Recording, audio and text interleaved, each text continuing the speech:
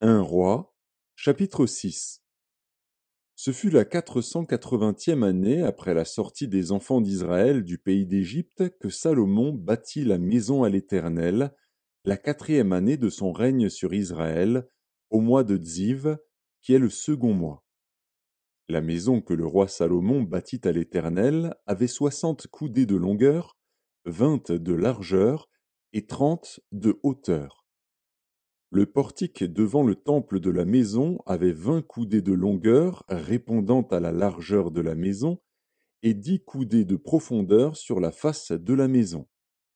Le roi fit à la maison des fenêtres solidement grillées.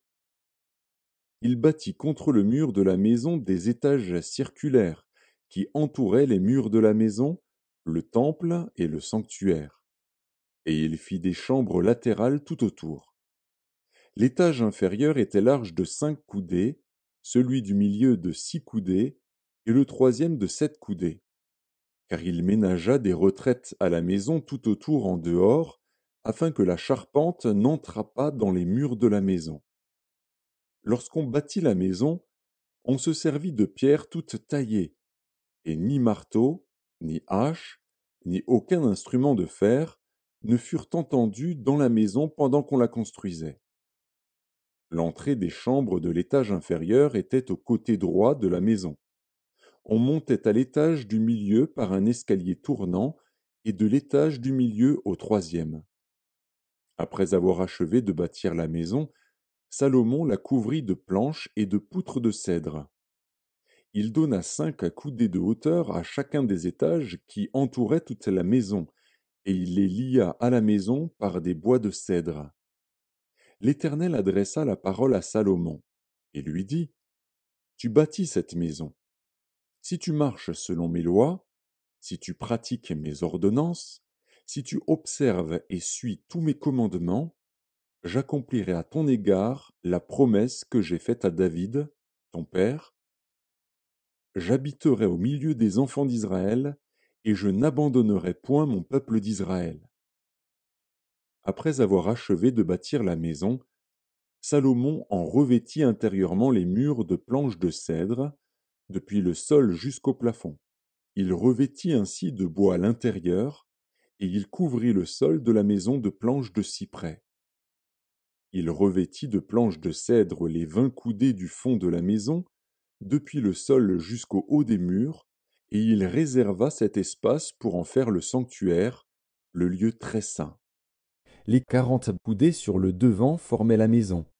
C'est-à-dire le temple.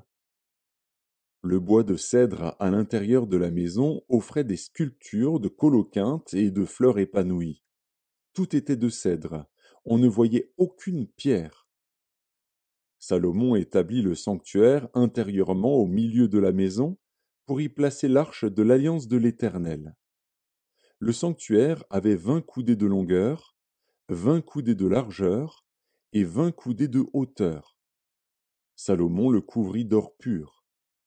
Il fit devant le sanctuaire un autel de bois de cèdre et le couvrit d'or. Il couvrit d'or pur l'intérieur de la maison, et il fit passer le voile dans des chaînettes d'or devant le sanctuaire, qu'il couvrit d'or.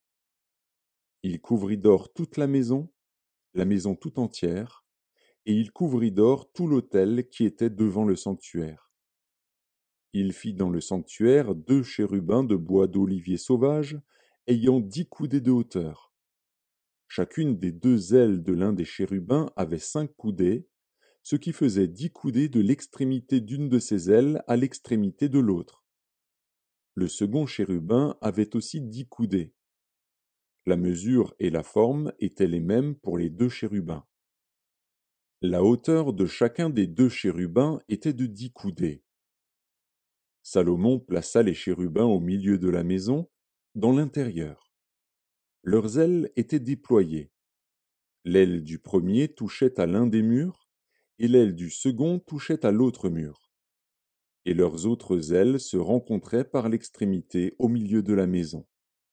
Salomon couvrit d'or les chérubins.